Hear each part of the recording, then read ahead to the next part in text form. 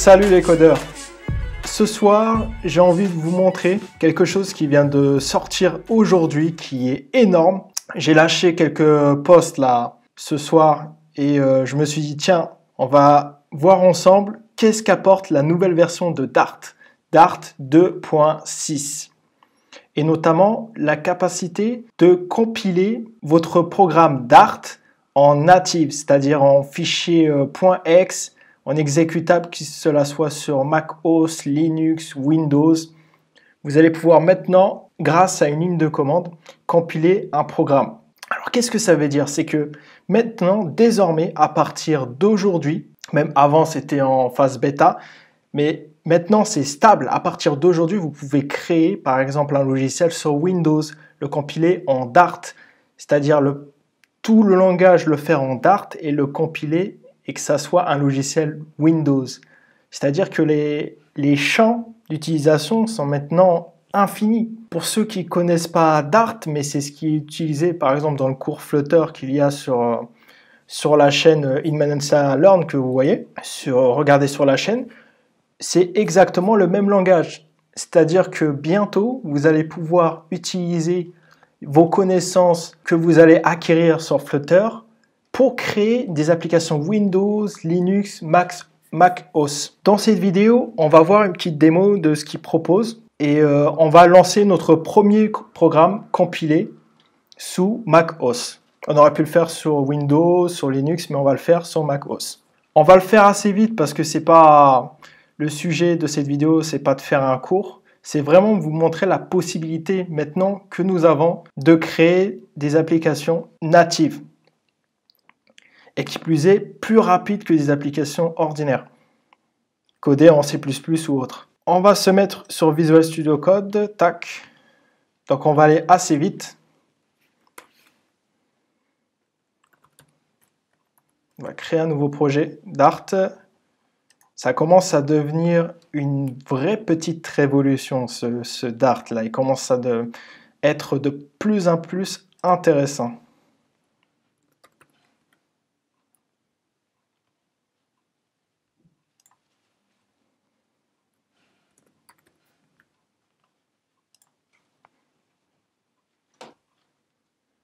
Ok, déjà là, pour ceux qui suivent le cours sur Flutter, ça doit déjà vous parler. Le petit pubspec.yaml, ça doit vous dire quelque chose. Le fichier, le dossier lib et le dossier bin, ça doit vous parler.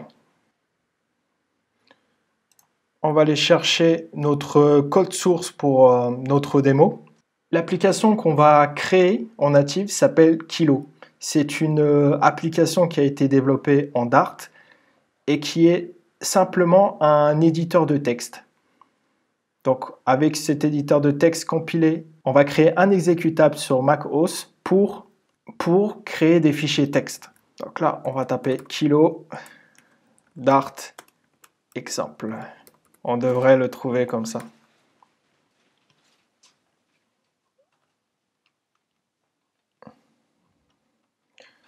Il est où? Il est où? On va aller chercher dans l'annonce. Il y avait un lien.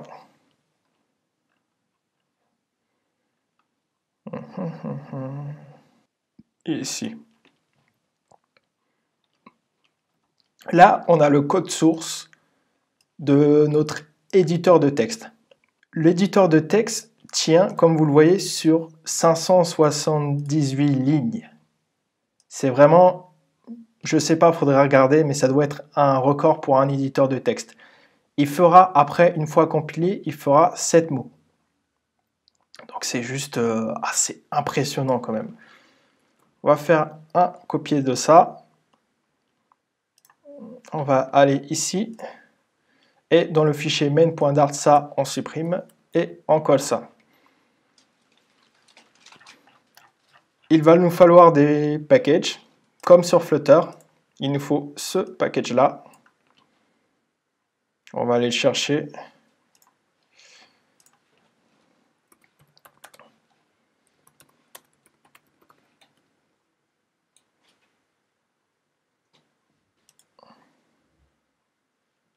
C'est pas ça. Dart console. On va prendre ça comme ça. C'est celui-là.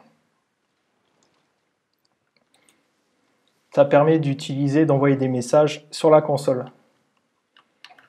Pour l'installer, on va ici, tac. Et on va le mettre dans notre très cher pubspec.yaml. Exactement le même procédé qu'avec Flutter. Là, on n'a plus d'erreur, parfait.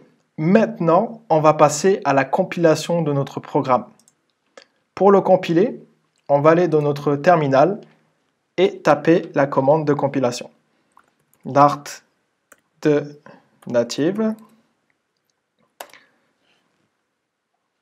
Le nom de notre fichier. D'ailleurs, on va vérifier qu'on est bien dans le bon dossier avec ls.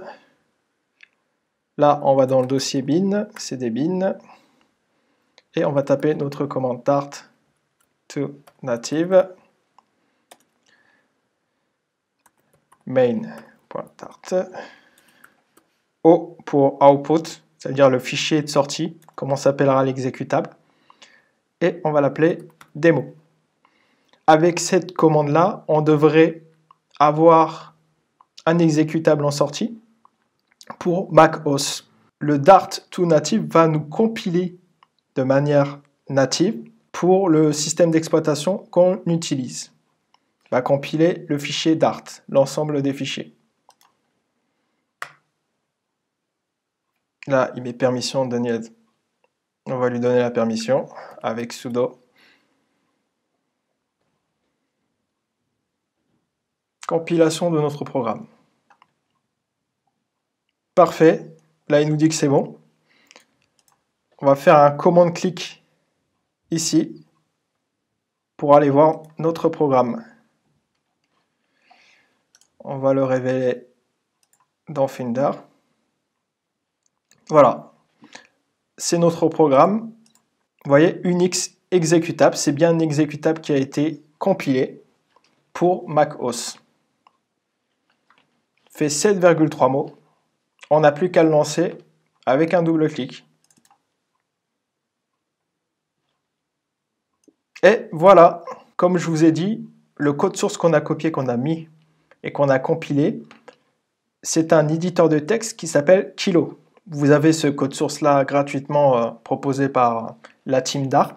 C'est un éditeur de texte que vous pouvez avoir comme l'éditeur Nano, si vous connaissez sur Linux ou sur Mac OS, avec les commandes ici, CTRL-S pour sauvegarder, CTRL-Q pour quitter, tout ça.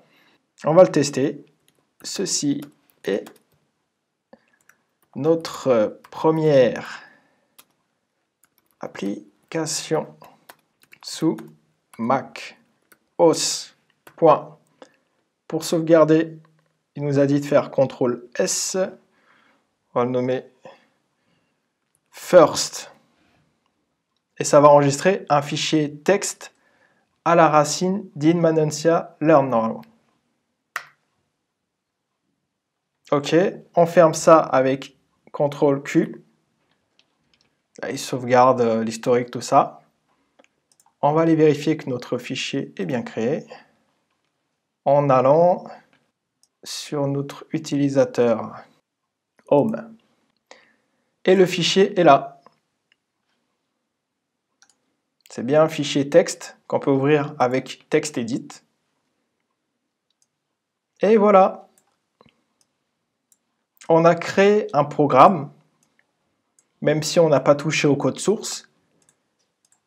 On l'a compilé, surtout en native, pour qu'il soit exécuté sur Mac OS. Mais on aurait pu très bien faire les mêmes étapes, essayez d'ailleurs de votre côté, sur Windows. Tout cela fonctionnerait pareil. Vous rendez-vous compte de l'utilisation que l'on peut faire maintenant? Il suffit, si on veut créer des logiciels, utiliser Dart, compiler le même code source sur Windows, sur Linux, sur Mac OS, avec un seul code source. C'est énorme. C'est tout pour cette explication. Peut-être que je ferai un cours là-dessus, va savoir. pourquoi pas, comment créer une application Windows, Mac OS et Linux en même temps avec le même code source. Ça peut être intéressant. Si ce genre de vidéo vous intéresse, n'hésitez pas à vous abonner en dessous. Cliquez bien sur la cloche pour avoir une notification. Sinon, ça ne marchera pas. Et on se voit bientôt. Allez, ciao!